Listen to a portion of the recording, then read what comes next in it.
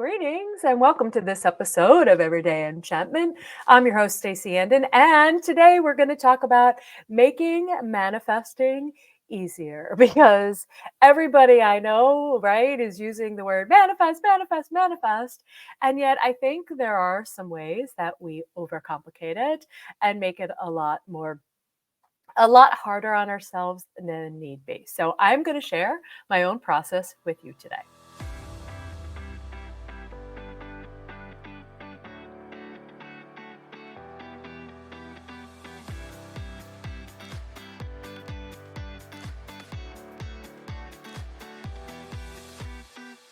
All right, let's get started I want to use an example that just happened to me a couple weeks ago as a really great example for how we can simplify, right, this idea of calling in what we want. And I guess manifesting means a lot of things, right? It's the big energy of The Secret and all these things. I don't actually believe we just call things immediately to us. I believe that again, we have preferences, we have desires, we have wants, and there's energetic matches, right? Years ago, as many of you know, I got a message from a spirit that said my now husband was my person. Like, this person is your person. And at the time, I was like, oh, how do I go about making that happen? Right? Because he was dating somebody else, I was dating somebody else. There wasn't like this clear cut space of like, he wasn't knocking on my door, like, yep, I'm your person. Here we go. Let's get started. Let's start dating. That wasn't happening at all. And I think back then, I really believed that I had to like make it happen. I've got to do something in order for whatever this is. And I really disregarded at the time what I would call kind of divine timing, which not everything happens immediately when we think it should, or exactly how we think it should. We definitely think, right? We're the planners, the doers, we could orchestrate all of this. And again, I'm all for having big, wild desires and calling things in, but holding them very loosely. Because if you start to try to plan, right? Oh, I'm going to plan, or sometimes people will say imagine you have it already. What's the feeling? I usually just say, what's the feeling you want to feel with whatever it is you're creating? Where does that already show up? Where does it already exist in your life right now? So again, paying attention to the energies, but not necessarily trying to somehow spiritually coerce whatever it is into your field any faster. Actually, the more I let go of all the plans and all the ways, things just magically work out. Not even just exactly how I envision, but most of the time so much better. So again, the mind, we love her and him and they, but the mind is very much about using the past. It doesn't have access to the field of potential imagination, all things possible. And so it's only going to offer you up ideas that again have already existed or somehow you know about. So you've got to make room for the miracle and the magic, which has nothing to do with planning. So again, probably about a year. Yeah, it was probably about a year between when I really felt like my person was my person and then when it actually happened.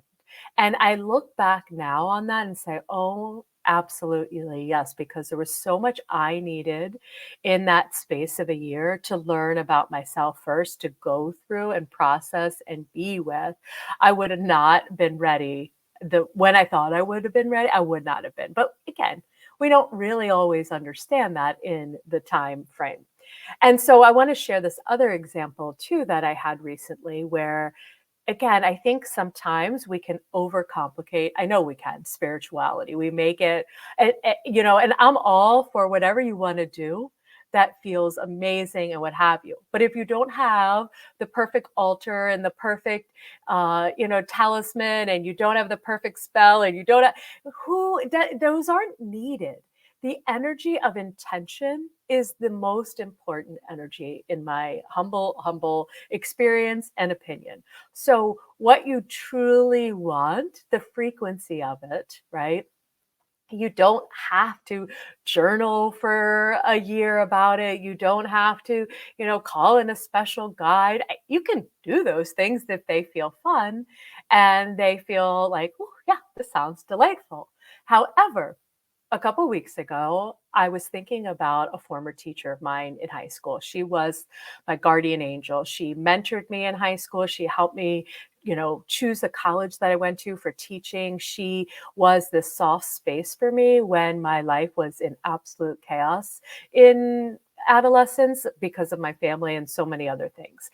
And I have had this connection to her my entire life. We still live near each other, which is wonderful. She is the most beautiful, poetic, she has this voice. She writes things that just changed my life. And anyway, her energy is just this very maternal energy for me. And I've been going through some stuff in my life the last couple months, and there was something that just sparked in me, like I needed to see her. Like there was something about her energy and just her calming words that would help give me some ease and comfort with all the things that are swirling around right now, right? And lots of chaos again. And so anyway, I said out loud to myself, I was like making a cup of no, I wasn't making coffee. I was making tea. Like making a cup of tea in the kitchen a couple weeks ago. And I was like, I really want to see her. I want to, talk to her, what have you. I just said it out loud and I was like, okay, I'll email her or text her at some other, right? Like in some future short, whatever. So anyway, that happens. The next day after I said that out loud, I'm walking down the trail. As many of you know, I'm always out walking somewhere. And I see from a distance two women kind of walking toward me. And one of them I recognized as a high school teacher that was, somebody who didn't teach me, but I recognized her. In the teaching world locally, lots of us know each other for various reasons. Anyway, she was with another woman who I didn't recognize, from a distance. As they got closer, here is my mentor, right, approaching me right here. Never ever have run into her on a trail walking ever in the 30 years that we have been, in close proximity to each other. And she said some beautiful, beautiful words of wisdom to me. Just, I don't even remember exactly what it was, but it was like my soul was soaking it up. She hugged me, this beautiful, maternal, loving energy. We were laughing. We spent, I don't know, 15 minutes chatting. It was exactly what I needed. And when I thought about it afterwards, I was kind of laughing, right? Because that intention of what I truly wanted was enough. I didn't even have to text her. There's so often the power of our intentions when they're super clear, when they're super grounded in a frequency. Now, I'm not saying this always happens. This happens enough to me, though, that again, I know we don't have to overcomplicate all of these. We want something so bad that we're so kind of get into that desperate energy of manifesting. And to me, that generally makes things go sideways. And I always come back to this quote by Marianne Williamson. I saw her say it in a course I took years ago, and it sticks with me. And it comes up a lot when I'm really just in a moment, and especially when I'm trying, right? Trying, should, attaching, all of these energies are things that I think can get us a little tangled. And this is no judgment of any of this. We're human. Of course, we're going to tangle things up from time to time. That's part of the fun and part of the process.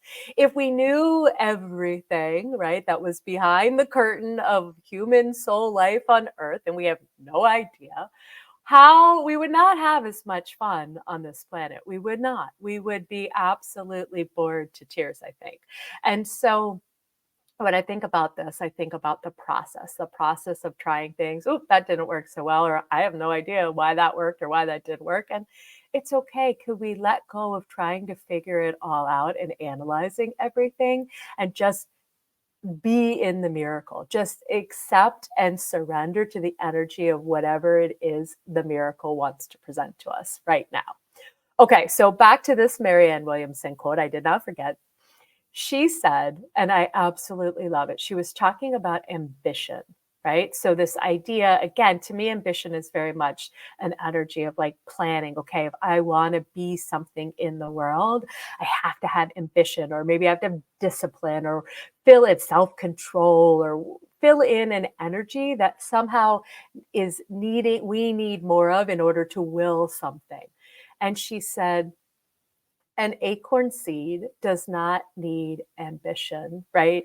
Ambition is doubting God, spirit, the universe.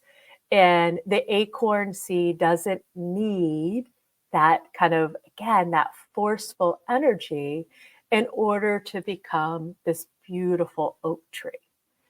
And I come back to that over and over and over again because, one of my favorite things that I anchor into, one of the things that I absolutely believe that I'm supposed to tell myself and the world over and over again is we can't miss it. We can't miss what is meant for us. So when you're putting out intentions and naming desires, the things we're really meant to experience and what have you are going to come into our world. We don't have to force them and push toward them. And again, where do we learn that? Lots of social conditioning on this planet around productivity and worth and value, around how much, right? Because if we're not ambitious, we're lazy, and that's a terrible thing to be. The universe, spirit, whatever you want to say, does not deal in these human labels of good and bad like we do. So the more we can remember that we absolutely just are here to be in a moment, to play, to have desires, to speak them out loud, that creates so much form. And it doesn't have to be some big, complicated spiritual process for us to get what we truly want. And I mean what we want, not what we think, because sometimes, again, we think we want something. My best experiences in this life have been completely unscripted. How my husband and I got together after I knew or was told we were going to be together, I was like completely not the way that I would ever have imagined, and so incredible. So much better than my mind, who has only this kind of human experience to use, right? It regurgitates what it sees and what it knows to create something so magical, so magical. And how do we, again, make the space for the miracles and the magic? We let go of the trying. We let go of the should and the planning. And we allow the space to be surprised in the best way. All right, that's what I have on manifesting right now. Keep it simple.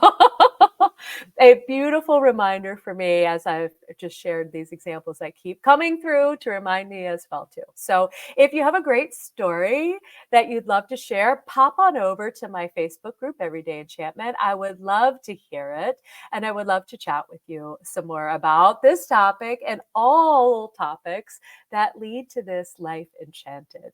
And again, life enchanted doesn't mean we live on a pretend rainbow. We absolutely anchor into the practicality of being human and being these beautiful soul beings. All right, beloveds, I will talk to you soon. Until next time, enjoy your day.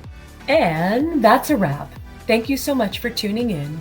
Get all the delicious details and links we've mentioned in this episode in the show notes below. If you'd like to chat about this episode or learn more about how to work with me, come visit me in my private Facebook group, Everyday Enchantment, or check out my website, staceyandon.com, where you can find out more about my Leap of Faith coaching, my Map Makers group program, and the School of Intuitive Magic. Plus a special shout out for all the production and editing of this show by Richard Wilmore. That's it for now, love. Here's to living a life enchanted. See you soon.